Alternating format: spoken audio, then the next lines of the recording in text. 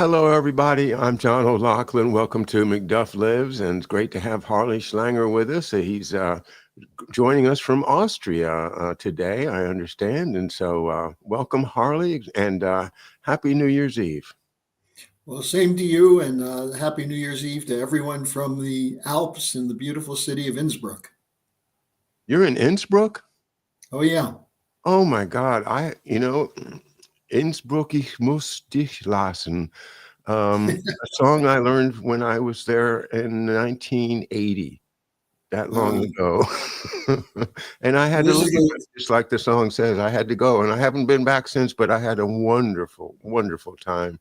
you had Innsbruck in the rearview mirror. Yeah, I guess I'd love to get back sometime.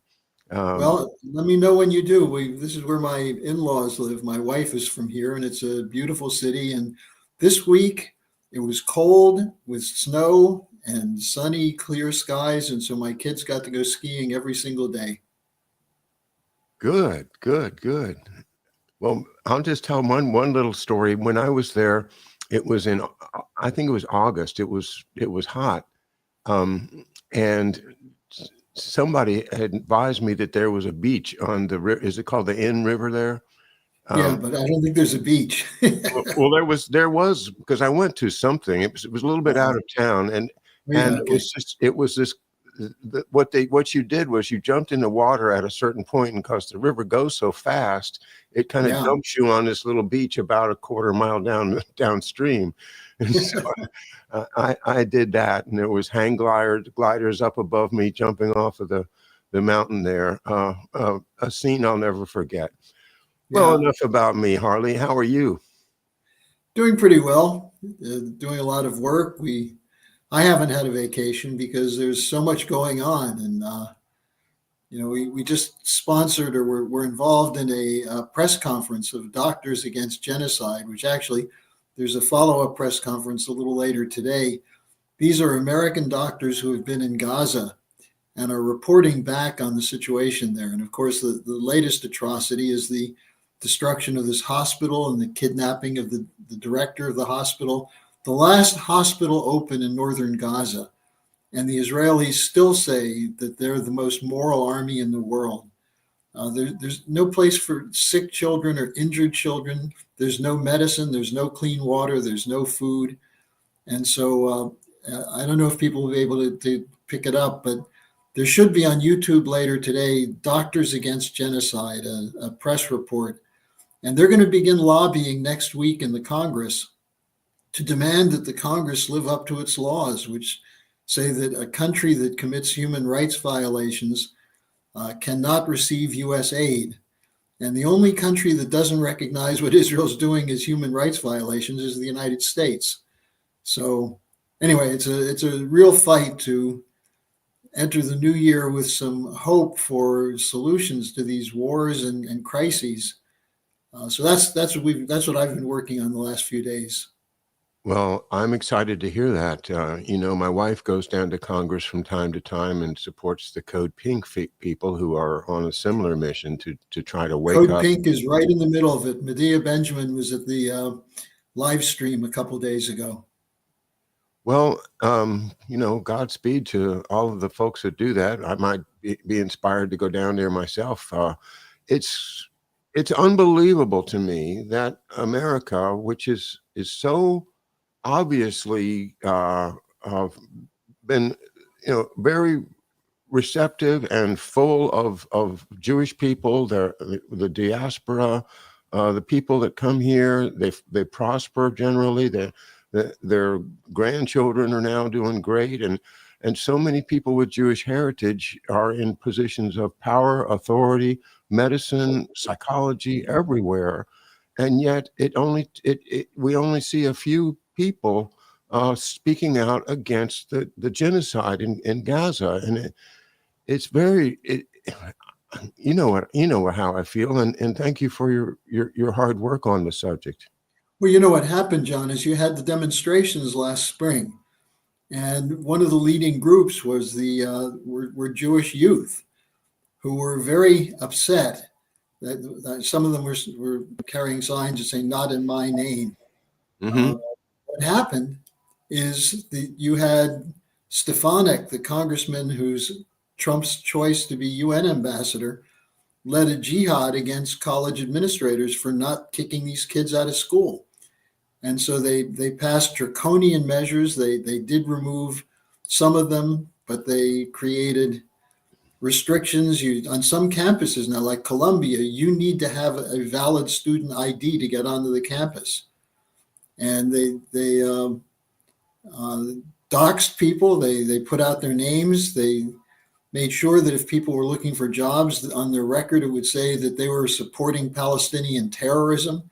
So it was a real example of a police state crackdown. And that's why you hear fewer and fewer Jewish voices speaking out because of those kinds of threats.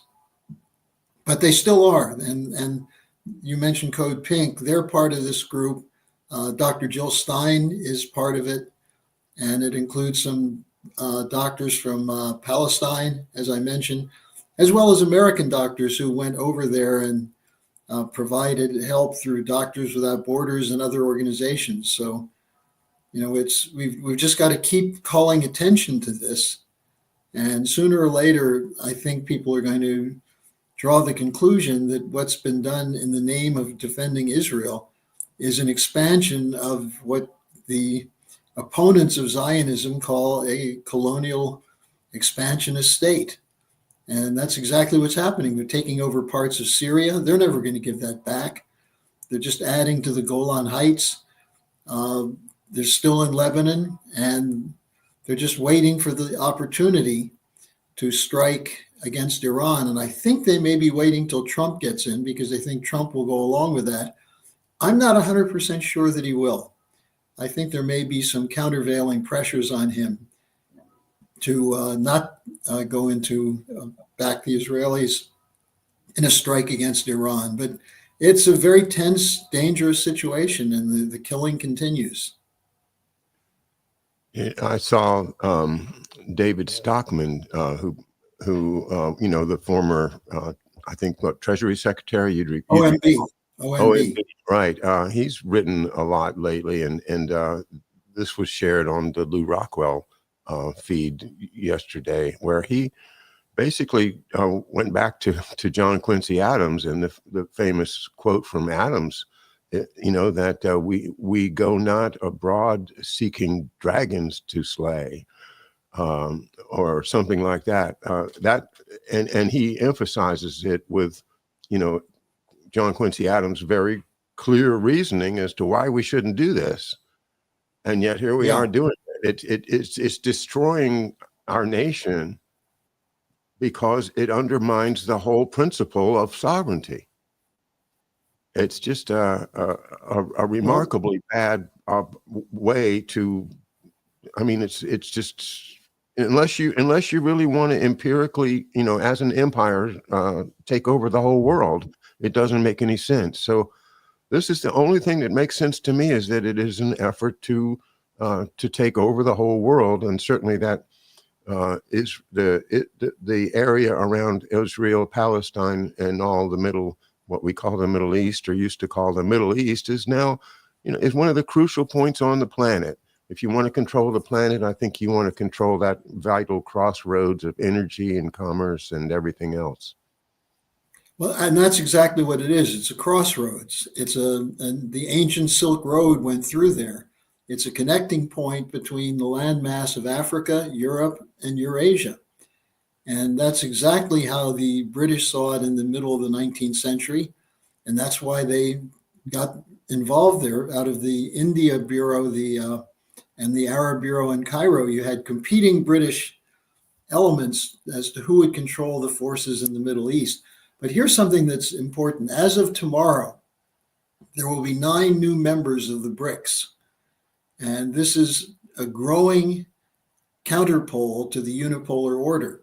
And whether you want to call it a multipolar, or as someone who loves music, you might like Putin's term, a polyphonic order, many voices in harmony. But the new members will be Belarus, Bolivia, Indonesia, which is a very big, important country, Kazakhstan, Thailand, Cuba, Uganda, Malaysia, and Uzbekistan. Saudis have still not made up their mind. They're trying to figure out whether they should form some kind of alternative course to U.S. and Russia. I mean, they're just dawdling, and as a result, Palestinians are dying because the Saudis, if the Saudis were to get into this with the BRICS countries and diplomacy and with China, we'd have a chance to resolve the Middle East crisis. I just any of the states in the Middle East are so, to me, so suspicious of being controlled by a hidden hand that I just don't think, to look to Saudi Arabia to do something good, to me, I don't buy Yeah. it. I mean, what did Prince Yeah. Bandar ever do anything good? What is it other than a puppet? And therefore, we have to go to the puppet master, right? Well, Bandar was, of course, close to Cheney and Rumsfeld and that whole crew, including if in fact there were 9/11 terrorists, Bandar may have been the one who sent them to the United States.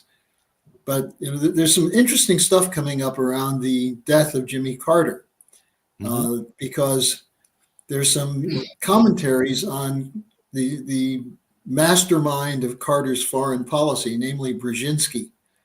And this is worth looking at because you read some of these, the National Archives, Security Archives at George Washington just released some of these memos.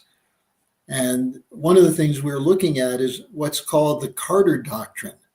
I had forgotten that this was what it was called, but it was that we have to protect the Persian Gulf from the Soviets. And what Brzezinski convinced Jimmy Carter is that the invasion of Afghanistan was all about the Soviets wanting to move into the Persian Gulf. Now, Brzezinski, of course, knew better. Brzezinski, on July 3rd, 1979, got Carter to sign a directive. This is before the Russians invaded Afghanistan. He signed a directive authorizing the CIA to provide aid to tribalist and jihadist groups inside Afghanistan to move against the pro-Russian regime in Afghanistan. And Brzezinski said, we did lure them in. And he was asked in an interview in a French paper, I think 20 years later, do you regret that? And he said, why would I regret it? It helped bring down the Soviet Union. And, so this idea of the Carter Doctrine, Brzezinski said the aid going to the Afghan rebels will induce a Soviet military intervention and will go against the Soviet Union. And he said, this will pay them back for what they did to us in Vietnam. Now, what happens 20 years later? Who gets caught up in the Afghan quagmire? It's the United States. And it's the same Brzezinski doctrine, because who were we fighting? The Taliban grew out of the US CIA military aid that went into Afghanistan against the Soviets. And the bin Laden network, to the extent that bin Laden was running anything, was a Saudi version of what became ISIS and Al-Qaeda. And it was armed and trained by not just the Saudis, but by the Saudis with full support of the United States. And that's who we're up against now in Syria. And the idea that they've become our allies, excuse me, that Sullivan sent a memo to Hillary Clinton in 2012 saying Al-Qaeda is on our side in Syria, just shows how delusional these guys are. And now you see this guy, al-Jolani, show up in a Zelensky-type outfit and talking about being a moderate Islamic jihadist. And the New York Times and the Washington Post, they're all buying it. What, do they think people have no memory at all? No, they don't. And that's that, we've been programmed to go with the news cycle. And, once it's out of the news cycle, it's out of our brains. It's incredible. I mean, you have to really pay attention. You have to be somebody, that does this, like you and I do, or else you'll miss all the nuance. But very few people. I actually put it on my Facebook. I said, here we are now, congratulating ourselves on Al Qaeda's taking over Syria, and then Yeah. and people are like, well, what are you talking about? What do you mean Al Qaeda? I said, well, just look at who this guy is and look at these people. I mean, they're moderate head choppers. It's the best. They only do it you know halfway through or something. But Well, and John, we're these not people are getting crazy. As you just said, these are insane killers. well, and the really insane killers are the ones in the West who support them. Yeah. Without the support and backup, and it's not just the United States, it's also the British are way in over their heads on this. And we see Ukraine involved in it also. And why is Ukraine involved? Because they're trying to give the Russians a bloody nose in Syria and get the Russians kicked out of their bases there. I have one other thing on this Carter doctrine. In his State of the Union address in January 1980, he pledged military intervention if necessary to protect the Persian Gulf as among the vital interests of the United States. And protect it from what? From Soviet takeover. Now, the idea that the Soviet Union, which was being held off by bands of tribalists in Afghanistan, was going to move in and take over the Persian Gulf, only a Brzezinski could create that kind of story, and only someone like Jimmy Carter, who was not a very good guy. I mean, all the talk about what a great guy he was after he left office. When he came into office, he came in on the back of the Trilateral Commission. Brzezinski co-founded the Trilateral Commission in 1973 with David Rockefeller, a committed Malthusian. And the Carter administration was staffed by Trilateral Commission members. Harold Brown was the defense secretary. Paul Volcker, who said that the purpose of the 1980s project, which was the Trilateral Commission plan for the United States, was the controlled disintegration of the Western economies. That was what Volcker said. And then when he was appointed as Federal Reserve Chairman, he started doing that. And so, you look at the evil that came in. And so, it's not that I'm glad to see Jimmy Carter dead, but I think this nostalgia for the great post-presidential career he had misses the point that we're still living the results, the chaos, the destruction. How many people have died in the greater Asian theater because of Brzezinski's manipulations of Carter to run these operations? And so that's really where you get a sense of how history is distorted, so that even Donald Trump had to say some nice things about Jimmy Carter. And he has to say nice things about many people. I wouldn't hesitate to say some nice things about Jimmy Carter. He's done some good things, but after his presidency, when because as you say, the buck stops here is supposed to be the way the presidency works, and he's responsible for all of that, as you just laid it out. The other thing about I have another. Go ahead. I have another great quote for you from these documents that were released by the archives. Brzezinski would write once a week a national security review memo to Carter. And in one of them, this was in 1978, just listen to a couple of these quotes. He said, "We need tougher policy, not just negotiating agreements and devising formulas." So he said, negotiations, yeah, but we need something more. He said, "We must adopt a hard-nosed effort to influence attitudes and to shape political events." And among his proposed tactics was use of demonstration of force to infuse fear.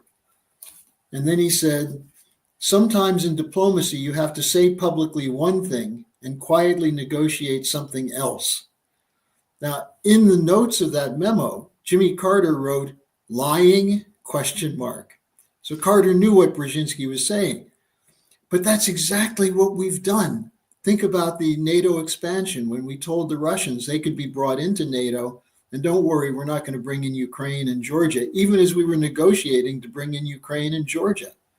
That's the policy.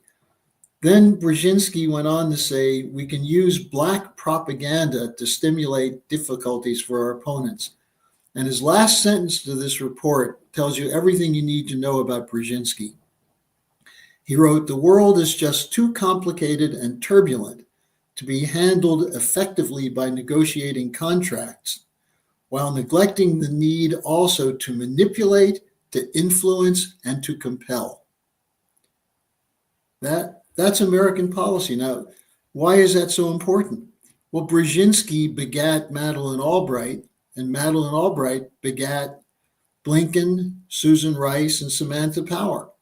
The present foreign policy team of the Biden administration, which has been so terrible, comes directly out of the Brzezinski operation. And that tells you a lot about why we're in trouble in the world. Oh, here's a final one. Carter was asked about Henry Kissinger and his role in this. And he wrote a note saying, Henry Kissinger is a liar and also irresponsible. We must prepare to tell the truth about him. Did he? Wow. Even in his post-presidential career, he didn't. No. Now, that's why there's such a fuss about Kash Patel and Tulsi Gabbard. You know, I'm not saying Tulsi Gabbard is great. I don't know about Patel. There's some question marks about him. But if they do what they say they're going to do, which is open up the files and get to the bottom of why we made some of these decisions, that's incredibly useful. And that's why, especially the British are freaking out. They're saying this will end the special relationship. This will threaten the Five Eyes relationship, you know, the British colonies plus the United States. And Sir Richard Dearlove himself said, well, she has no experience and she'll be in over her head. What he means by that is she has no experience in working with the old boys network, telling lies and doing cover-ups. That's what they're afraid of. Now, will she do what's right? I don't know, but we're going to see how aggressive the Brzezinski side, the Kissinger side, the neocons are to try and keep her out. And that alone should tell you something.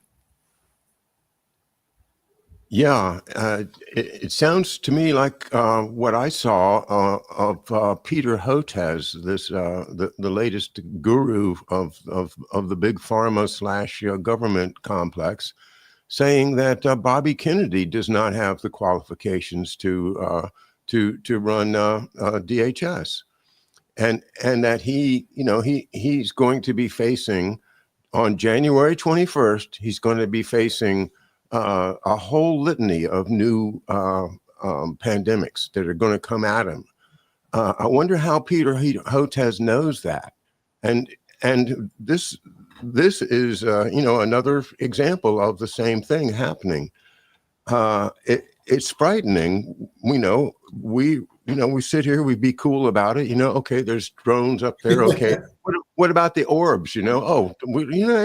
Orbs flying down the beach. People videotaping them. These crazy things that sparkle as they turn and they go at crazy speeds and zip around here and there. And everybody's like, oh well, they're probably just nothing. If they were something, they would tell us, right? So, yeah. Yeah, who's they? The people that we it's rely like on. Carter saying we should tell the truth about Kissinger. And what about Stansfield? While I have you on Carter, Stansfield Turner was brought in, a supposed outsider from this to lead the CIA. He did a good bit of reorganization. What did they call it? The massacre or something? The Carter. Got rid of a lot. It was a Saturday Night Massacre. Yeah, but there was hundreds of CIA guys that were cut, but any comment upon that? Because that was another attempt to bring in outsiders to do something good, just as Trump apparently is trying to do with Tulsi and RFK Jr. Well, I'm not sure that Stansfield Turner was an outsider. Okay. And what he did to make sure, remember, you had just had the Church Commission, which, well, there was some cover up involved in the Church Commission. There was some useful evidence presented of corruption and crimes. And for a brief period of time, there were people in the intelligence community who were walking on eggshells and being a little better behaved. And Turner was brought in then at the end of that. And, he used that to clear out some people. But it's not clear to me that some of the people who were cleared out were the bad eggs, because some of the old Dulles network remained there. Colby. But I have a funny story for you about Carter and Turner. Carter was, when he was campaigning for president, and I was living in Georgia at the time when he was campaigning for re-election. He was invited to address the engineering faculty at Georgia Tech University, which was a very well-known engineering school. And Carter was talking about how he was a nuclear engineer. And someone in the crowd stood up and said, well, I was in Annapolis when you were, and there was no nuclear engineering program there. So how can you say you're a nuclear engineer? And Carter said, well, a nuclear technician. And the guy said, no, we didn't have that when we were at Annapolis. And Carter said, well, I've been in and around nuclear operations for a long time. So that's how I got my expertise. And then the guy in the audience said, well, by that standard, I'm a gynecologist.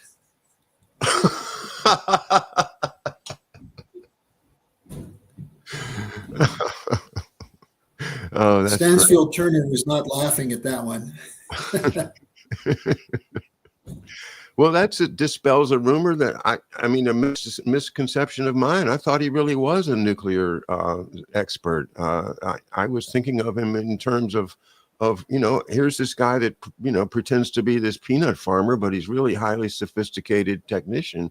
But well, he was around Admiral Rickover briefly. That's what I was going to say. He was probably with. I think he was with Rickover when he was pushing his when they were starting the nuclear navy, yeah. But there's no evidence that Carter was really in the center of that, or a technician or a qualified nuclear engineer. Wow. I have pictured him driving nuclear submarines around the Atlantic or something. No, what I picture him is sitting in a rowboat getting attacked by a rabbit. Do you remember that story?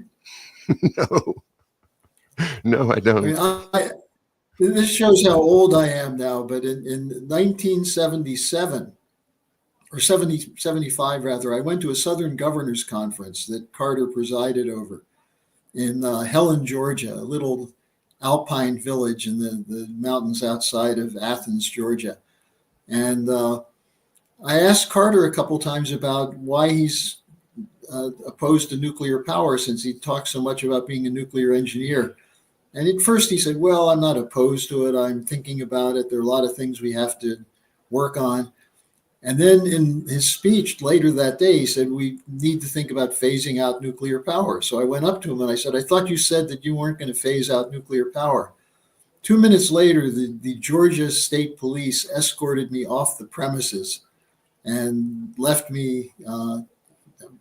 My associate and I were left on a rural road without any way of going anywhere because our car was locked in the parking lot.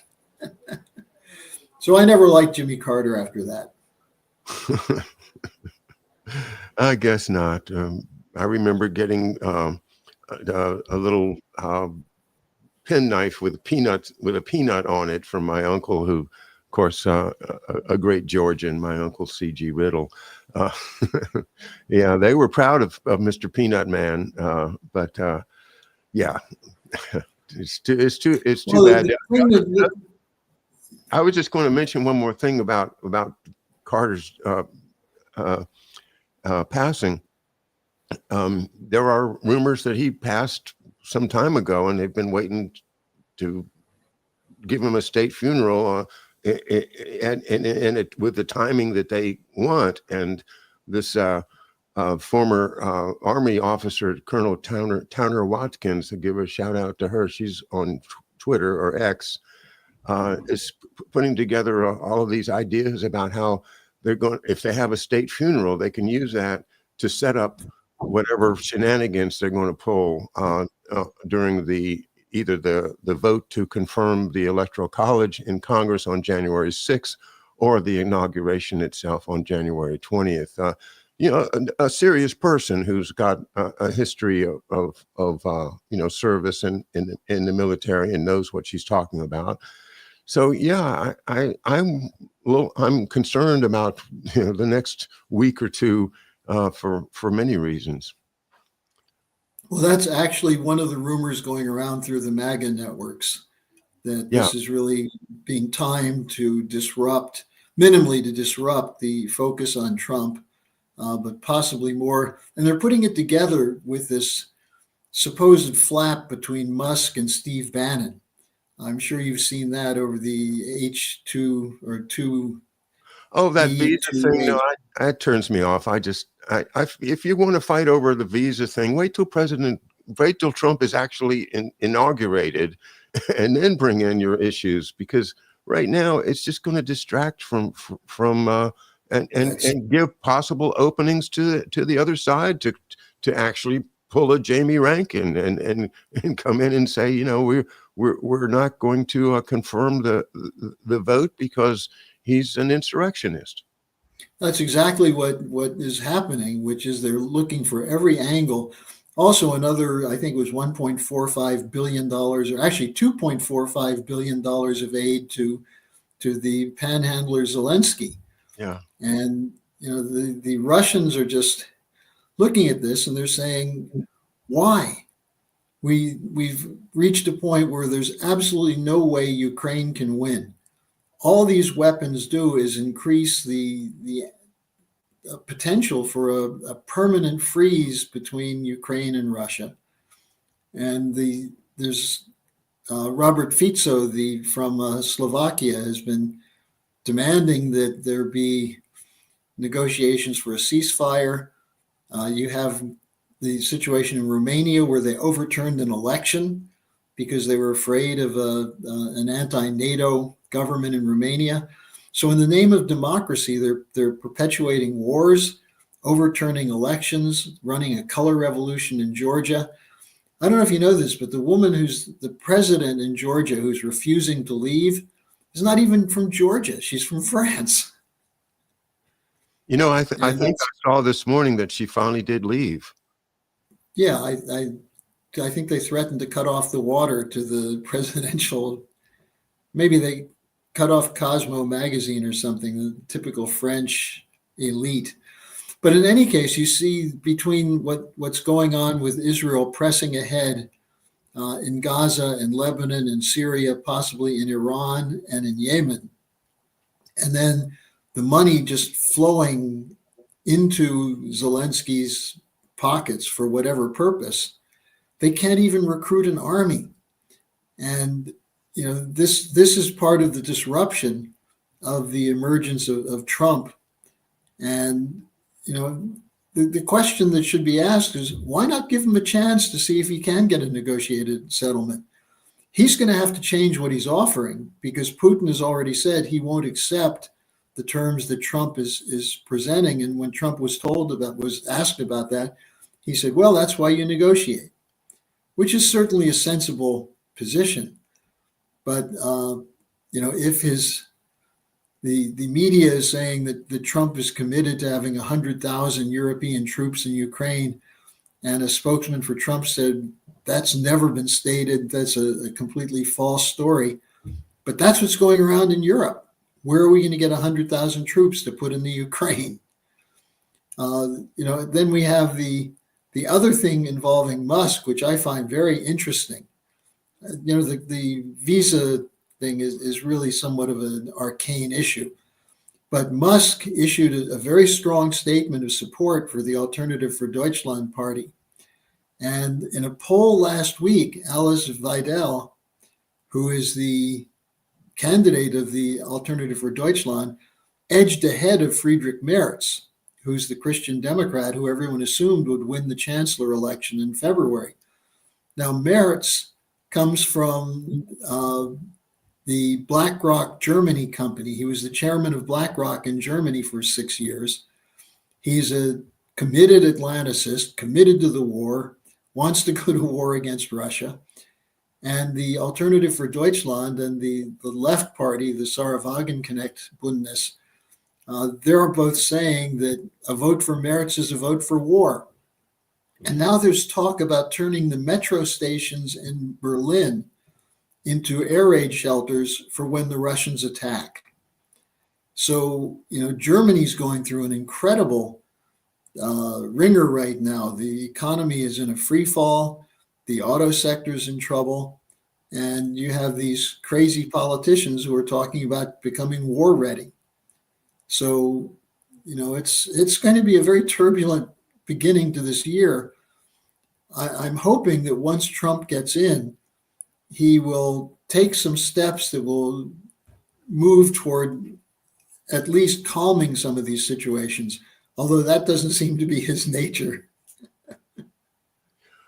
Well, it all goes back, to me, to the energy questions, and the whole Middle East. We haven't talked about things, like Genie Energy in some time. There's a Cheney reference, but the whole idea of controlling the pipelines through Ukraine has been in the news lately, because Zelensky has said he's no longer going to let Russian oil and gas go through Ukraine in the big pipeline to Western Europe, and that's going to hurt, of course, Slovakia, Hungary, Romania, all the Moldova, all the countries that border with Ukraine in particular, depend upon that Russian gas, and it just, I've said this, I said this 2-3 years ago. I said, if you're really at war, why are you letting them run Russia? If Ukraine is at war against Russia, why are they letting Russia make money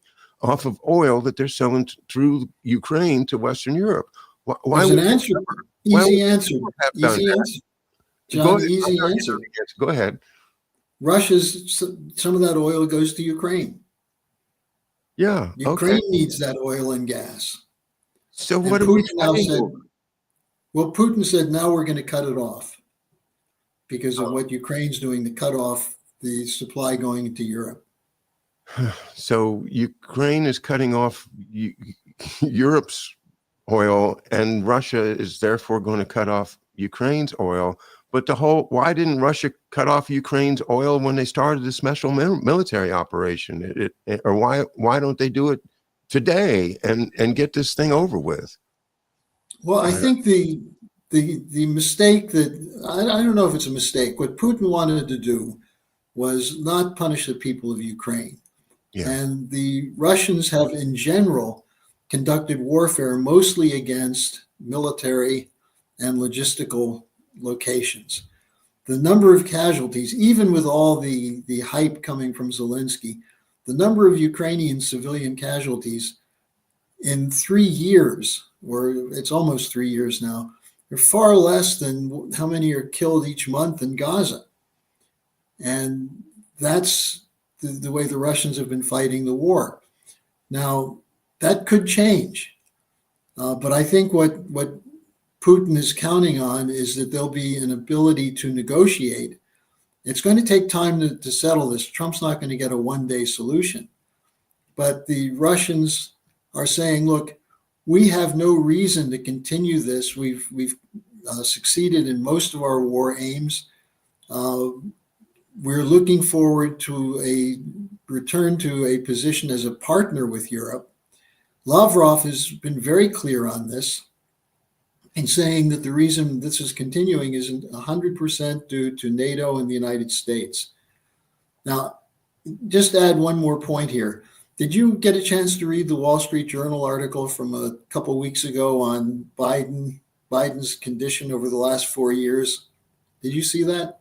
No, I didn't see it. I've seen other reports indicating that his condition has been far worse than has been admitted to by the administration. But no, I don't subscribe to the Wall Street Journal, so I didn't see it. Yeah, you get neither do I. So you get the wall there.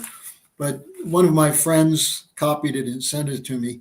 Uh-huh. It essentially quotes from 40 people who are in and around Biden, including in the executive branch, including in service, the people who provide food and things of that sort, all of whom said that they noticed from 2021, from the beginning, that he was falling asleep. He was not capable of conducting discussions.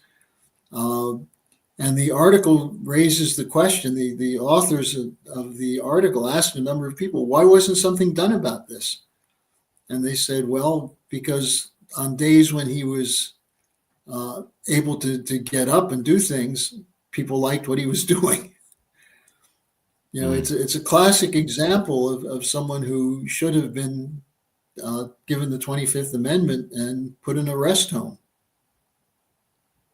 Well, we know that President John Kennedy took a lot of medications, some of which are a little bit iffy. I suspect that the people that have been running the Biden have been quite aware of how to keep him awake and alert when they need to, and just let him doze the rest of the time. And who the heck is Jill Biden really?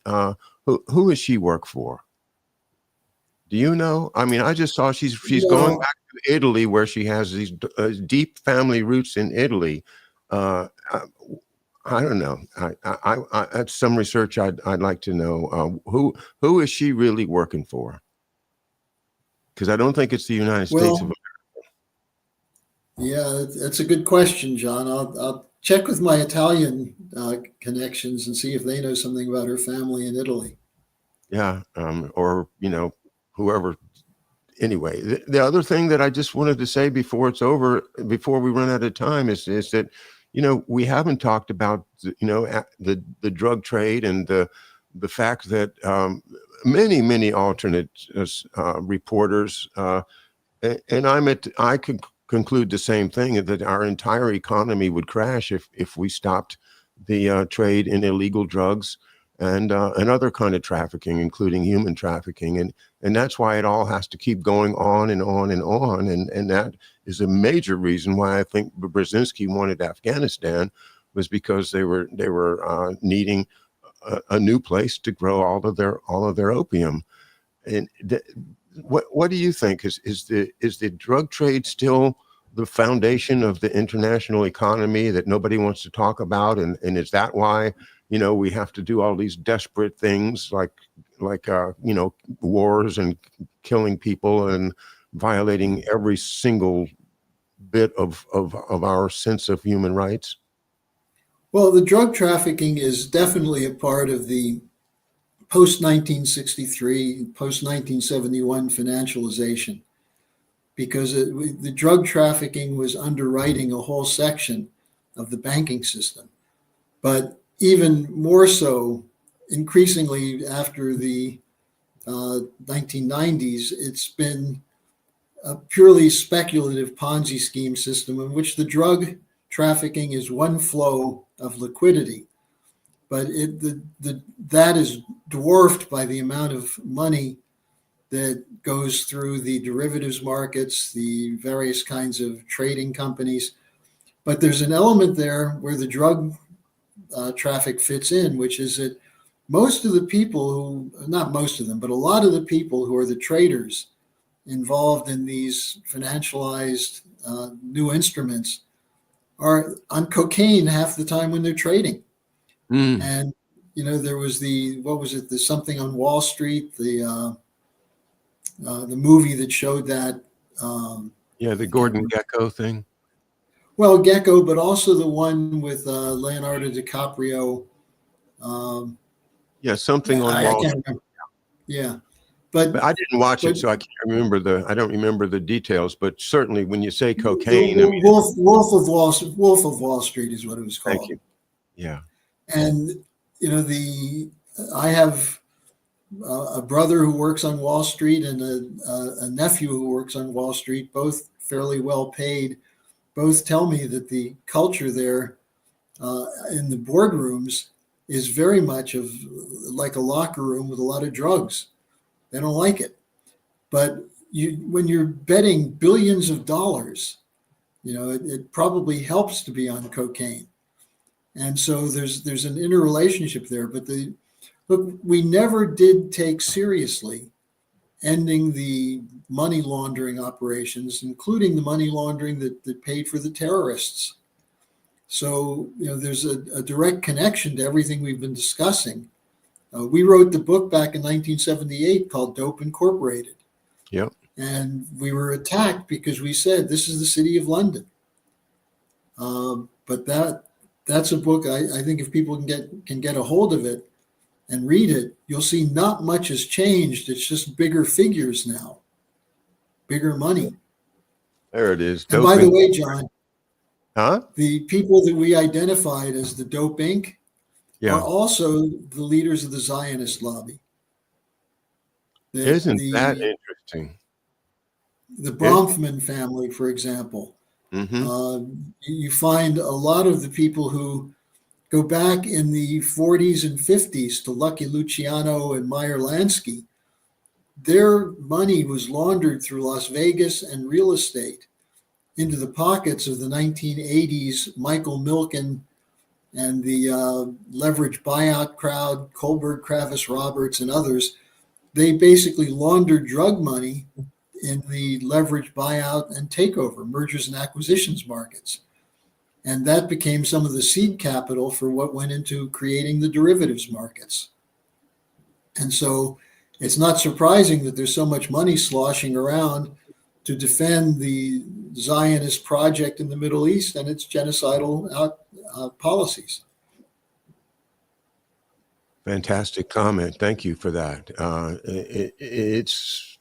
It answers a whole lot of the whys. Why do we do these horrible things? Well, if you're on cocaine all the time and all you can think about is how you're going to make the next dollar or how to screw somebody else out of their next dollar,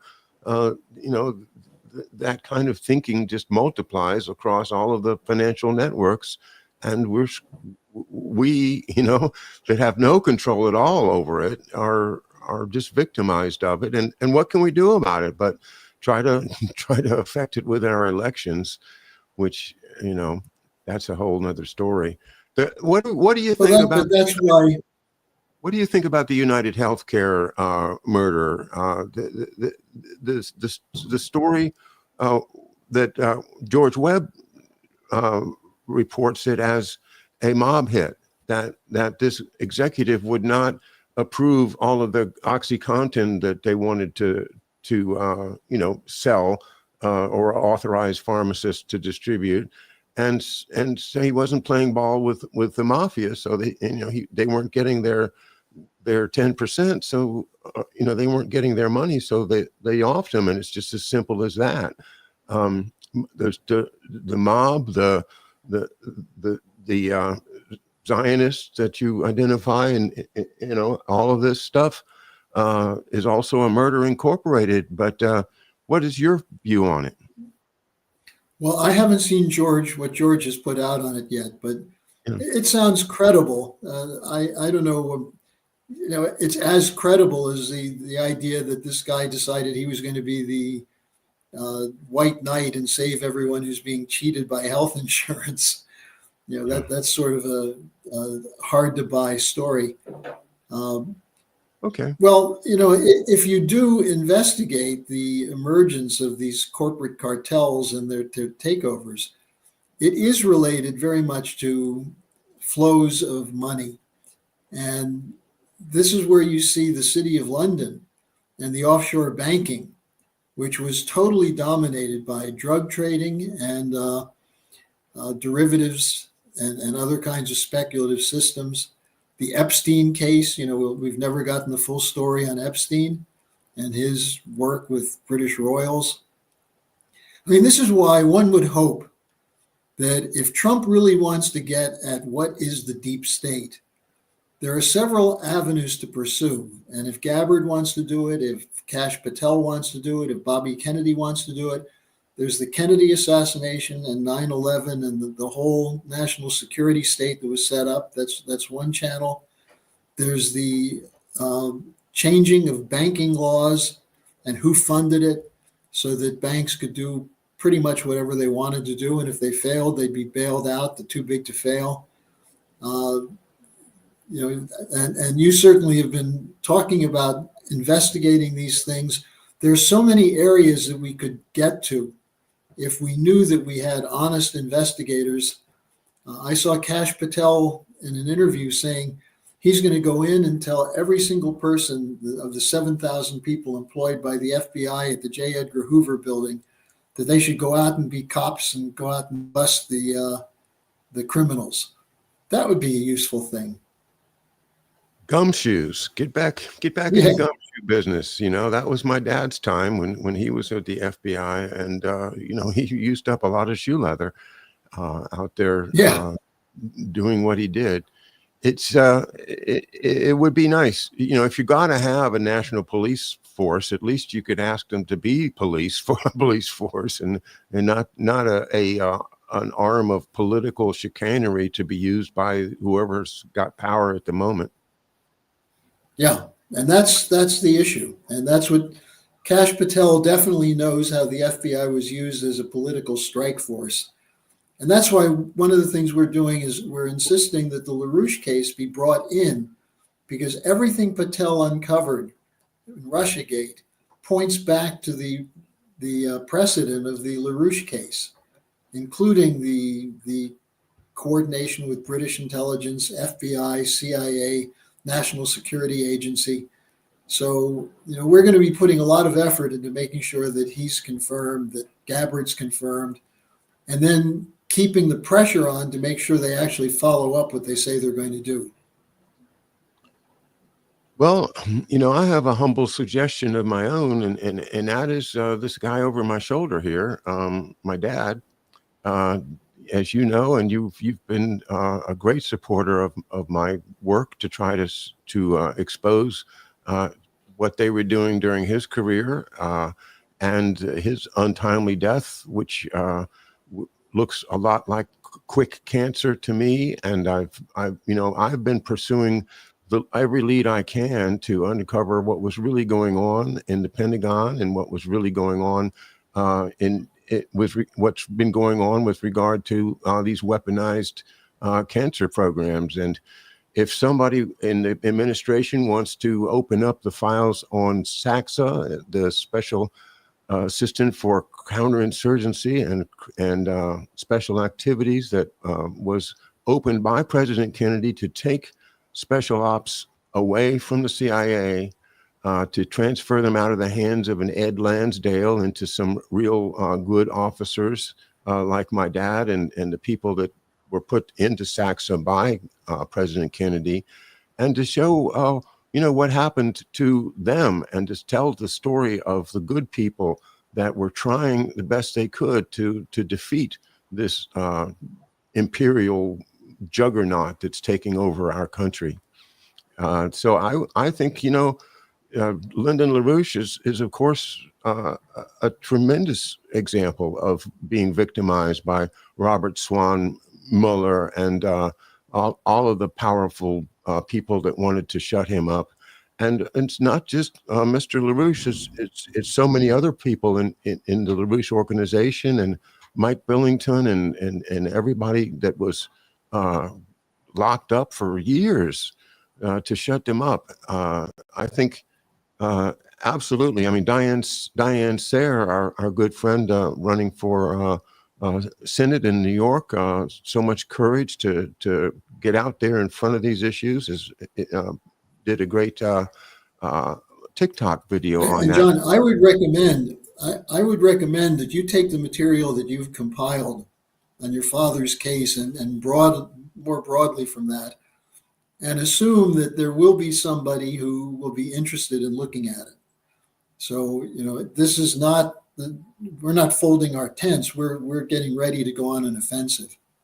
Excellent, excellent. Well, I'm putting it up on my YouTube and Rumble channels, and I did a show yesterday, which I think really did blow the lid off of some of this stuff about the beginnings of Saxa and how Ed Lansdale got booted out, and Victor Krulak, my dad's first boss, was the first Saxa.